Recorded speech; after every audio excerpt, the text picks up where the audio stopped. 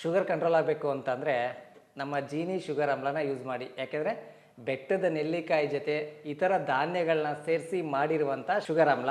ಇದು ಯಾವ ರೀತಿ ಮಾಡಿ ಕುಡಿಬೇಕು ಅಂತಂದರೆ ಬನ್ನಿ ನೋಡ್ಕೊಂಬರೋಣ. ಜೀನಿ ಶುಗರ್ ಆಮ್ಲ ಯಾವ ರೀತಿ ಮಾಡಬೇಕು ಅಂದರೆ, 1 ಗ್ಲಾಸ್ ತಣ್ಣೀರಿಗೆ ಅಂದರೆ 250 ml ನೀರಿಗೆ ಜೀನಿ ಶುಗರ್ ಆಮ್ಲ 1 ಗ್ಲಾಸ್ ನೀರಿಗೆ 1.5 ಸ್ಪೂನ್ ಪೌಡ್ರ್ ಹಾಕ್ಬಿಟ್ಟು ಚೆನ್ನಾಗಿ ಕದರಬೇಕು. ಅಂದರೆ ಗಂಟು ಆಗದಂಗೆ ಚೆನ್ನಾಗಿ ಕದರಿ ಇದನ್ನು 5 ರಿಂದ 10 ನಿಮಿಷ ಕುದಿಸಿ ಕುಡಿಬೇಕು. ಅಂದರೆ ಬೆಳಿಗ್ಗೆ ಖಾಲಿ ಹೊಟ್ಟೆಲೆ 5 ರಿಂದ 10 ನಿಮಿಷ ಕುದಿಸಿ ಕುಡಿಬೇಕು. ಎಷ್ಟೋ ಜನಕ್ಕೆ BP ಇರುತ್ತೆ, ಅವರು ಉಪ್ಪೇನು ಹಾಕಬೇಕಾಗಿಲ್ಲ. ಯಾಕೆಂದರೆ ಈ ಜೀನಿ ಶುಗರ್ ಆಮ್ಲ ಇದೆಯಲ್ಲ, ಇದು ಆಲ್ಮೋಸ್ಟ್ ಆಲ್ 50% ಈ ಆಮ್ಲದಿಂದಲೇ ಮಾಡಿರೋದು. ಅಂದರೆ ಬೆಟ್ಟದ ನೆಲ್ಲಿಕಾಯಿಯಿಂದಲೇ ಮಾಡಿರೋದ್ರಿಂದ ಉಪ್ಪು ಬೇಕು ಅನಿಸಲ್ಲ. ಯಾಕೆಂದರೆ ಎಷ್ಟೋ ಜನ BP ಇದ್ದರೆ ಉಪ್ಪು ಯೂಸ್ ಮಾಡಲ್ಲ, ಅದರಿಂದ ಏನು ಬೇಕು ಅನಿಸಲ್ಲ. ರುಚಿಗೆ ಬೇಕು ಅಂದರೆ ನೀವು ಉಪ್ಪು ಹಾಕೇಳಿ 5 ರಿಂದ 10 ನಿಮಿಷ ಚೆನ್ನಾಗಿ ಕುದಿಸಿ ಕುಡಿಬೇಕು. ಬೆಳಿಗ್ಗೆ ಖಾಲಿ ಹೊಟ್ಟೆಯಲ್ಲೇ 1 ಗ್ಲಾಸ್. ಈಗ ಉದಾಹರಣೆ ನನಗೆ ಶುಗರ್ 400 ಇದೆ ಅಂತ ಹೇಳ್ತೀರಲ್ಲ, 400 ಇರೋರು ಬೆಳಿಗ್ಗೆ 1 ಗ್ಲಾಸು, ಸಂಜೆ 5 ಗಂಟೆಗೆ 1 ಗ್ಲಾಸು, ಪ್ರತಿದಿನ ಎರಡು ಟೈಮ್ ನಮ್ಮ ಜೀನಿ ಶುಗರ್ ಆಮ್ಲನ ಯೂಸ್ ಮಾಡೋದ್ರಿಂದ ನಿಮಗೆ ಶುಗರ್ ಕಂಟ್ರೋಲಿಗೆ ಬಂತು.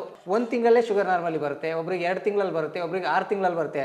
ನಿಮಗೆ ಶುಗರ್ ನಾರ್ಮಲಿಗೆ ಬಂದ ನಂತರ 1 ಟೈಮ್ ಯೂಸ್ ಮಾಡಿದ್ರೆ ಸಾಕು. ಅಂದರೆ ಲೈಫ್ ಟೈಮ್ 1 ಟೈಮ್ ಯೂಸ್ ಮಾಡ್ಕೊಂಡು ಹೋಗ್ತಾ ಇದ್ದರೆ ಯಾವುದೇ ಕಾರಣಕ್ಕೂ ಶುಗರ್ ಹೈ ಆಗಲ್ಲ, ನಾರ್ಮಲ್ ಆಗಿರುತ್ತೆ.